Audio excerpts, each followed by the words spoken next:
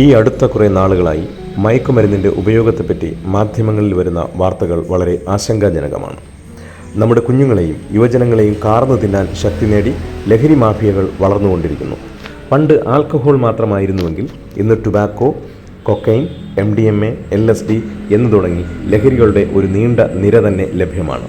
നമ്മുടെ കുഞ്ഞുങ്ങൾ സ്കൂൾ തലം മുതൽ അഭിമുഖീകരിക്കേണ്ടി വരുന്ന ഒരു വലിയ പ്രശ്നമായി ഇന്ന് ഇത് വളർന്നു കഴിഞ്ഞു. എൻ്റെ കുട്ടിയെ എനിക്കറിയാം, അവൻ അങ്ങനെ ചെയ്യില്ല. പലപ്പോഴും സ്കൂളിലെ ടീച്ചേഴ്സ് ഉൾപ്പെടെയുള്ളവർ ഇത്തരം കാര്യങ്ങൾ പാരൻസിനോട് വിളിച്ചു പറയുമ്പോൾ പലപ്പോഴും മാതാപിതാക്കൾ നൽകുന്ന ഉത്തരമാണിത്: എൻ്റെ കുട്ടിയെ എനിക്ക് എത്രമാത്രം അറിയാം, എൻ്റെ അറിവിനുമപ്പുറത്തേക്ക് അവൻ എത്രത്തോളം വളർന്നു കഴിഞ്ഞു എന്ന് സ്വയം എല്ലാവരും ഒന്ന് അവലോകനം ചെയ്യുന്നത് നല്ലതാണ്. ഇൻ്റർനെറ്റും മറ്റ് ആധുനിക സൗകര്യങ്ങളും വലവിരിച്ച് കാത്തിരിക്കുന്ന ലഹരിമരുന്ന് മാഫിയയും അവരെ നമ്മളറിയാത്ത ഒരു ലോകത്തിലേക്ക് നയിക്കുന്നു. അതിനാൽ കരുതിയിരിക്കുക. ഏതൊക്കെയാണ് ഞാൻ ശ്രദ്ധിക്കേണ്ടുന്ന ലക്ഷണങ്ങൾ?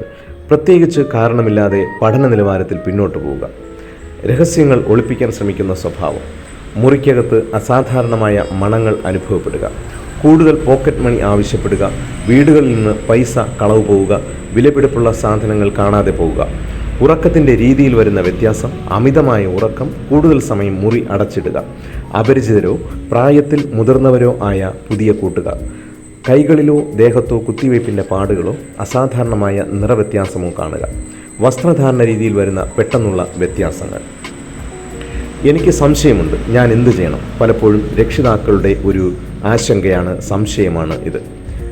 നമ്മുടെ കുട്ടിയുടെ ഏറ്റവും നല്ല ജഡ്ജ് നമ്മൾ തന്നെയാണ്. കുറ്റപ്പെടുത്താതിരിക്കുക, തുറന്ന് സംസാരിക്കുക, ഒറ്റപ്പെടുത്താതിരിക്കുക, കൂടെയുണ്ട് എന്ന ധൈര്യം നൽകുക, പേടിപ്പിക്കാതിരിക്കുക, എന്തിനും പരിഹാരമുണ്ട് എന്ന് ബോധ്യം നൽകുക, കാര്യങ്ങൾ സംസാരിച്ച് മനസ്സിലാക്കുക. ലഹരി ഉപയോഗമുണ്ട് എന്ന് ബോധ്യപ്പെട്ടാൽ അതിൻ്റെ തുടക്കവും സാഹചര്യവും സന്ദർഭവും കാരണവും മനസ്സിലാക്കുക. സ്വയം സാധിക്കുന്നില്ലെങ്കിൽ ടീച്ചേഴ്സ്, കൗൺസിലേഴ്സ്, സൈക്കോളജിസ്റ്റ്, സൈക്കാട്രിസ്റ്റ് എന്നിവരുടെ സഹായം തേടുക. അവർ നിർദ്ദേശിക്കുന്ന പരിഹാര മാർഗങ്ങൾ സ്വീകരിക്കുക. നമ്മളെപ്പോഴും പറയാറില്ലേ, preventive is better than cure. അതുതന്നെയാണ് ഏറ്റവും നല്ല മരുന്ന്. കുട്ടികളുമായി ദിവസവും സമയം ചിലവഴിക്കുക, അവരെ മനസ്സിലാക്കുക. അവരെന്താണ് എന്ന് അറിയാത്ത ഒരു അപ്പനും അമ്മയ്ക്കും സ്വഭാവത്തിലെ ചെറിയ വ്യതിയാനങ്ങൾ എങ്ങനെ മനസ്സിലാക്കാൻ സാധിക്കും? പ്രായമനുസരിച്ച് അവർക്ക് മനസ്സിലാകുന്ന രീതിയിൽ ഡ്രഗ്സിനെ കുറിച്ച് സംസാരിക്കുക. പ്രത്യേകിച്ച് മാധ്യമങ്ങളിൽ വാർത്തകൾ വരുമ്പോൾ അവരുമായി തുറന്നു സംസാരിച്ച് അവരെ അതിൻ്റെ ദൂഷ്യഫലങ്ങൾ പറഞ്ഞ് മനസ്സിലാക്കുക. അവർക്ക് പറയാനുള്ള കാര്യങ്ങൾ ക്ഷമയോടെ കേൾക്കുക. അവരെ സ്വാതന്ത്ര്യം നൽകി വളർത്തുക. പക്ഷേ അത് ദുരുപയോഗിക്കാൻ ഇടയാക്കാത്ത വിധത്തിൽ നിയന്ത്രിക്കുക. കുട്ടികളുടെ കൂട്ടുകാർ ആരൊക്കെയാണെന്നും എങ്ങനെയുള്ളവരാണെന്നും മനസ്സിലാക്കുക. എന്തും നിങ്ങളോട് തുറന്നു പറയാനുള്ള ധൈര്യവും സ്വാതന്ത്ര്യവും അവർക്ക് നൽകുക. വീഴ്ചകളും തെറ്റുകളും സ്വാഭാവികമാണ്. നേരത്തെ മനസ്സിലാക്കി തിരുത്തി കൈപിടിച്ച് നടത്തുക. സർവോപരി അവർക്ക് ഉത്തമ മാതൃകയായിരിക്കുവാൻ ശ്രദ്ധിക്കുക.